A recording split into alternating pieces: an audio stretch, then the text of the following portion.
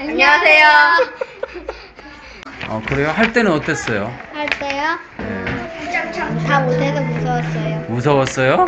하기 전에는 좀 많이 떨리고 불안했어요. 틀릴까봐.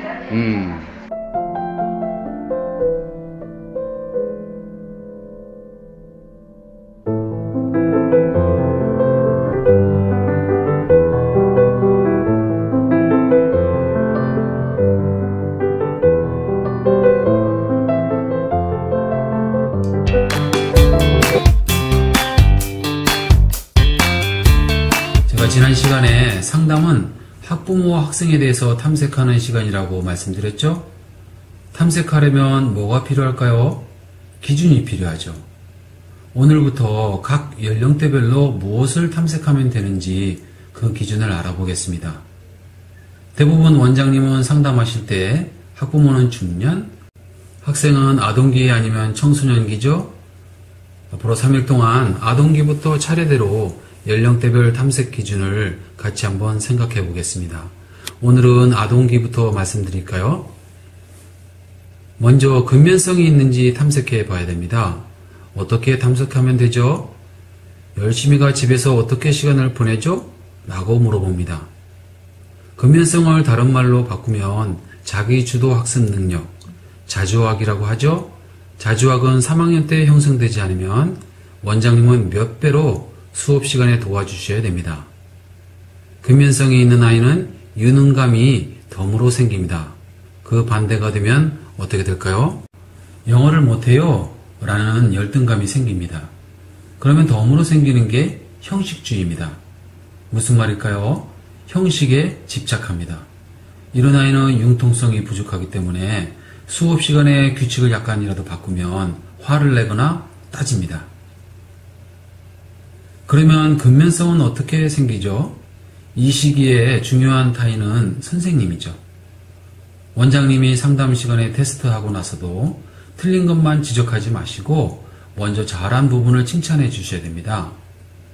이거 어떻게 알았어? 라고 과정을 묻고 대답하면 참 잘하는데? 라고 인정해 줍니다. 그러면 어떻게 될까요? 신나게 되죠. 열등감이 있던 아이도 근면성이 있는 아이로 바뀝니다. 또 그러면 어떻게 될까요? 엄마한테 이끌려왔던 아이도 분홍하게 됩니다. 수업 시간도 마찬가지죠. 수업 시간에도 미루지 말고 바로 과정을 묻고 인정해주면 근면성은 더욱 강화됩니다. 두 번째 탐색 기준은 학원을 자주 바꿨는지 물어봐야 됩니다. 초등학교 때는 부모로부터 분리되는 불안감을 최소화하기 위해서 학교에서는 학년별로 하루 종일 집처럼 하나의 선생, 하나의 교실에서 배우는 환경을 조성해 줍니다. 집에서 부모님한테 받던 인정과 사랑을 선생님한테도 받아야 안정감이 생기고 2차적인 사회적 관계 맺는 것을 어려워하지 않게 됩니다.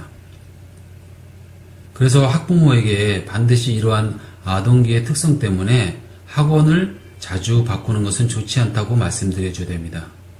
언제요? 학원을 등록하고 시간이 지난 다음에 말씀하시는 것이 좋습니다. 왜 그렇죠? 신입 상담하실 때 말씀하시면 원장님 학원에 등록 안 하고 그냥 다니던 학원 계속 다닙니다. 세 번째는 집에서 엄마가 아니면 아빠가 가르치고 있는지 물어봐야 됩니다. 왜 가르치려고 할까요? 이런 부모는 품에서 떠난 자식을 다시 붙잡고 싶어서 선생님과 경쟁하려고 합니다. 그러면 원장님은 힘들어지죠. 이때는 부모가 빠져줘야 되는데 선생 역할까지 다 해버리면 아이는 선생도 잃고 부모도 잃어버리게 됩니다. 이런 부모는 원장님이 뭘 가르쳤는지, 어떻게 가르쳤는지 꼭 체크합니다. 나중에 원장님과 신뢰 관계가 형성되면 아이가 부모 앞에서 분명히 선생님이 틀렸는데도 선생님이 그랬어 라고 말하면 따지지 말고 무조건 인정해 주라고 부탁해야 됩니다. 이 시기에는 선생님이 중요한 타인이기 때문입니다. 인지 영역도 중요하지만 관계 형성 영역도 중요합니다. 따라서 원장님은 수업하실 때 인지 영역만 케어해 주지 마시고 원장님과 적절한 관계, 신뢰의 관계가 형성될 수 있도록 주의하셔야 됩니다. 선생님과의 관계 맺기가 잘 되어야 원장님 학원뿐만 아니라 원장님이 가르치시는 과목도 좋아하게 됩니다.